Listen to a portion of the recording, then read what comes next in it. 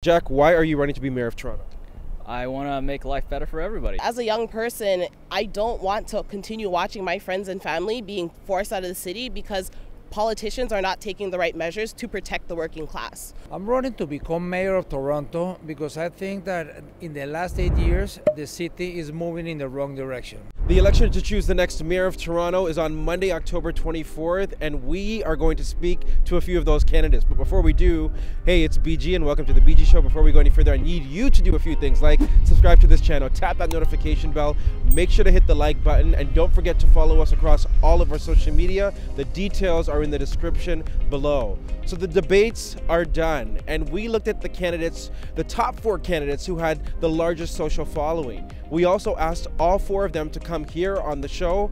3 of them said yes, so let's talk to them about what their plan is for the city of Toronto. Jack, why are you running to be mayor of Toronto? I want to make life better for everybody. I think that's the reason why everybody wants to run. Why are you running to be mayor of Toronto? I'm running to be mayor because growing up as a kid in Rexdale, I was constantly hearing like you just have to go to school, you just have to play sports, you just have to follow this path and you will be successful.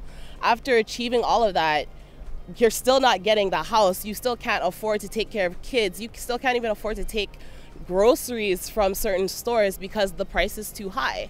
And as a young person, I don't want to continue watching my friends and family being forced out of the city because politicians are not taking the right measures to protect the working class. I'm running to become mayor of Toronto because I think that in the last 8 years, the city is moving in the wrong direction. It's less affordable, less equitable, less sustainable, and I think that I can lead and create a city for everyone. Affordable housing. I want to talk about those hoping or looking to buy a home in the city of Toronto. It's extremely unaffordable. What is your plan to address that aspect? One of the biggest things we need to do is rezone the way that land is used in this city. Over 4 decades, the way that luxury has been built in the city is a single family home. There are so many different types of housing, apartments, multiplexes, and we should be looking at different ways to incorporate ground store retail into those buildings for vertical and mid-sized communities. Because we could have complete communities in Etobicoke, in Scarborough, and in North York, we wouldn't have to go downtown if all the services weren't down here. Changing even the way that we tax property, that is huge because not everyone who lives in a property owns the land to it. So a land value tax would shift that burden and allow us to also apply a vacancy tax so we can start upzoning lands that are underused and unused. Those looking to buy a home in the city of Toronto, it is extremely unaffordable. What is your plan to fix that? I'm gonna do it in 3 big buckets. First, I'm gonna end exclusionary zoning. 80% of the city area is on single family housing. I'm gonna eliminate that exclusionary and I'm gonna allow every single person to subdivide their houses. Second, I'm gonna allow to densify all of the corridors where we have public transit according to the width of the road. And 3, in the public lands that the citizens own is going to be 100% affordable, 2/3 affordable, 1/3 deep affordable. It is extremely expensive in the city of Toronto. What is your plan to fix that? 70–80% of Toronto is zoned for single family homes, right? Which makes land very, very expensive. And when you buy very expensive land, the only way to make a lot of money is to build high and build expensive. Right, so that's the problem. Now, to solve that is really about deregulation, meaning that we want to get rid of a lot of these zoning bylaws. What is your plan for renters? Because we know people are dealing with skyrocket rent prices right now. What's your plan to fix that? Yeah, so that it's really the same policy. As we allow developers to densify Toronto, of course, there will be a lot of investors who are going to be pouring their own money into these rental units. Right? How many units do you think would be built under your plan? Oh, that's a difficult question to answer. I don't have the number on top of my head, but it's a lot more than what Tory is boasting, which is like 1,600, I think. Like the waiting list right now is 80,000. So to start, we need to have a public rental management system because not everyone who lives in an apartment is living in a service-rich area.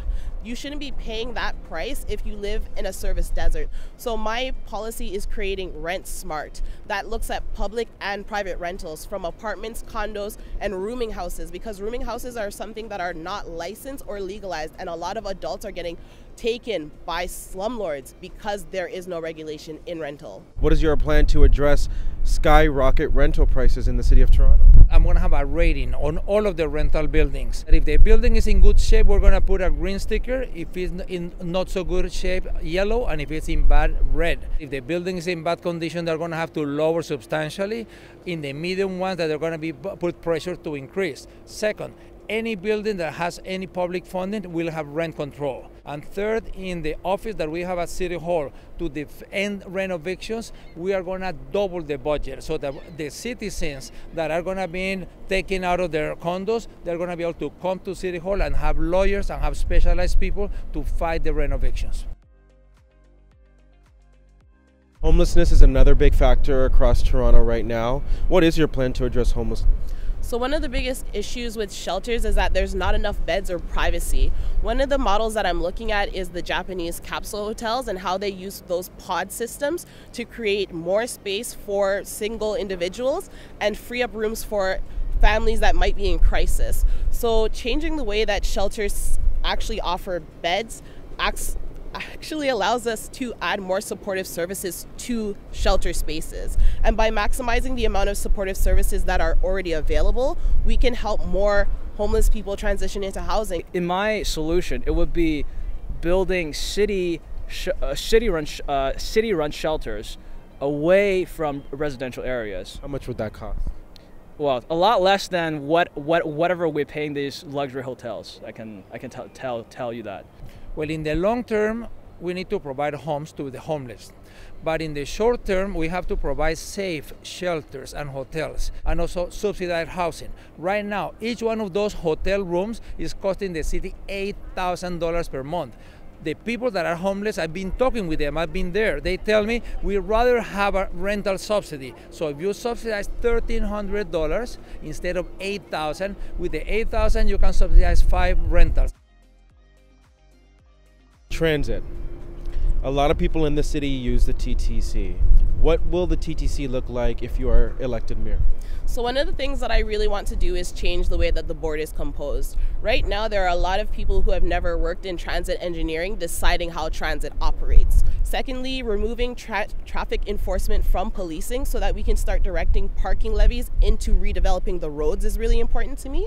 And then third, setting up a neural network of transit sensors so that the buses, the roads, the subways, and all other forms of infrastructure are talking to each other. One issue that people talk about often to me is the bunching up of buses.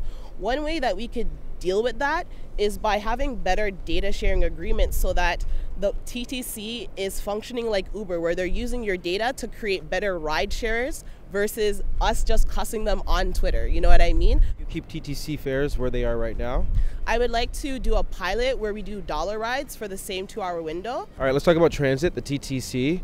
What does transit look like under your term if you were elected? Yeah, so I would like to institute a free TTC. Now, we are not going to get that in year 1, but what I am going to do is lower the cost of monthly passes by 90%. How would you pay for that?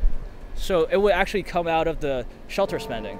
When you go on the streetcars here in Spadina or St. Clair, they stop at every red light. No, we're going to give priority. So as the streetcar is approaching, it will have a chip. It's just $50 that it will turn lights into green. So the people using public transit are going to go a lot faster.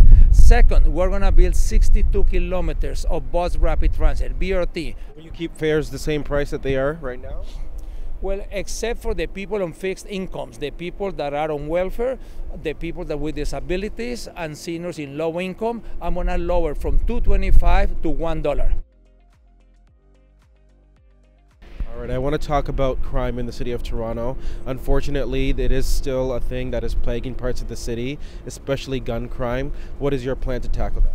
So one of the things that we really need to do are separate the non-emergency law enforcement duties from the emergency law enforcement duties, because as we've noticed that there are some people who use the police services as their personal security service. And then ensuring that the police services are using technology, because organized crime has updated the way that they operate. We need to make policing and police officers more tech savvy to be using this information to react better to those types of carjackings and violent crimes. But we can prevent crime through ending social isolation and poverty. Those require us investing in social work, housing, and a bunch of different things. So by cutting some portions of the police budget to invest in those preventative crime interventions, I'm hoping that we can stop crime being perpetrated by people that are in mental distress, people that are facing addiction issues, and then we can focus on the organized crime that is the carjackings and other like fentanyl and other things. You know, How much would you cut from the police budget?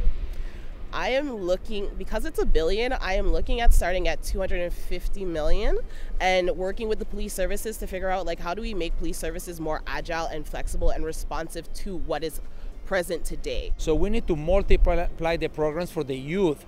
We need to open up the gymnasiums of the schools so that in the evenings the young people can go and be active and do activities. Also, we need to prioritize the low-income areas where a lot of this crime is happening because they have failed City Hall. For example, when you compare Rexdale and Rosedale, the only thing in common is that they begin with an R. But you go to the public places in Rexdale, the sidewalks are terrible, the parks are run down, the lights, the dirt, whatever. It becomes a fertile ground for bad behavior. When you go to Rosedale, it's totally different. So we are going to give priority. I think that infrastructure creates culture. Would you keep their budget the same, increase their budget, or decrease it? I'm going to review all the budgets from zero. What is base zero? That every single thing has to be justified. For example, the police horses. I think that they are just cute, but they are not needed. I'd rather invest the money from the police horses into youth programs, in the libraries, in the recreation centers, in the parks. We have to ensure that the police,